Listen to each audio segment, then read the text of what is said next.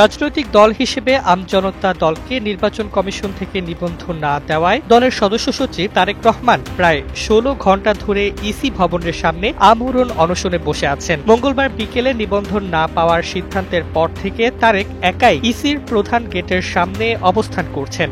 তারা ভুল করেছে না অন্যায় করেছে জাতীয় লীগের ক্ষেত্রে আমরা যখন ধরলাম তখন তারা এটাকে বাদ দিয়ে দিল।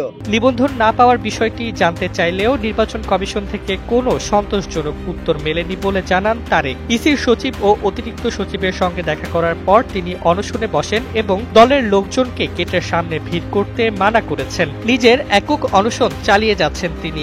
দাবি আদায় না হওয়া পর্যন্ত সেখানেই থাকার প্রত্যয় ব্যক্ত করেছেন। এই আসন্ন নির্বাচনে নির্বাচন করতে চাই, আমাদেরকে থামিয়ে দেওয়ার চেষ্টা হচ্ছে, আমরা বুঝতে পারছি সেটা। তারেক ফেসবুকে জানিয়েছেন ইসির গেটের এক পাশে বসে অনশন করছেন, অন্যদিকে গেট লক করা হলেও পকেট গেট দিয়ে কর্মকর্তারা অফিসে প্রবেশ করছেন। অনশনটি ইসির জুলুমের বিরুদ্ধে বলেও উল্লেখ করেন তিনি।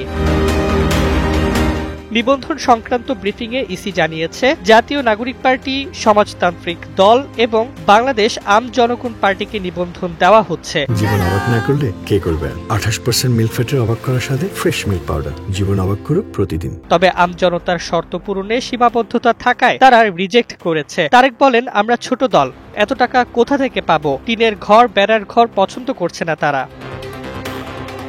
তারেক রহমানের এই একক অনশনে ইতোমধ্যেই ইসির প্রধান গেট বন্ধ করে দেয়ায় অফিসের কর্মীদের অন্য গেট দিয়ে যাতায়াত করতে হচ্ছে। তিনি জানিয়েছেন এই অনশন দলের নিবন্ধনের দাবিতে এবং পরিস্থিতি না বদলালে মৃত্যুর আগ পর্যন্ত তিনি এ অবস্থানে থাকবেন। ডেস্ক রিপোর্ট, জয় জয় দিন।